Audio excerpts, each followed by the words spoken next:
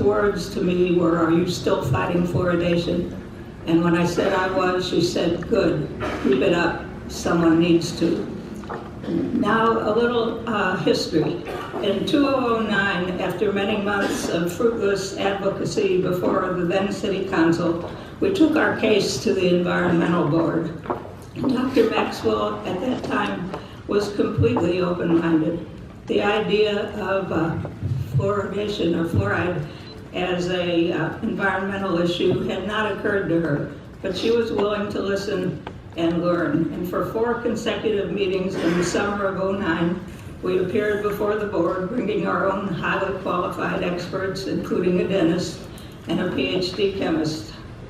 Our efforts culminated on August 19th in a unanimous EB recommendation to City Council to appoint an independent task force, including but not limited to city personnel, to study the impact of Austin's water fluoridation program.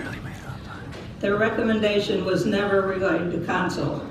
Instead, an assistant city manager sidetracked it and commissioned a hasty, all-internal whitewash report composed of cut-and-paste fluoridation endorsements from the CDC and Austin Water Utility, plus some original material from Watershed. The sham report was then released in November, not to the Environmental Board, but via the Austin Chronicle. Mary Gay Maxwell, a gracious lady, as we know, was outraged by this affront to her hardworking board. And when the city's designated fluoride apologists, Jane Brazier and Dr. Philip Wong, showed up at the December 2009 Environmental Board meeting to promote their shabby document, she let them know, in no uncertain terms, "You have not answered our questions." The board then voted for a second time to call for a truly independent task force to study fluoridation in Austin.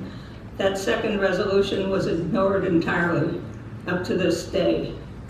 I think addressing the still unresolved issue of an honest look at fluoridation outside of the city's bureaucratic echo chamber would be a perfect way for this all-new council to honor her memory. And now let's hear what she had to say.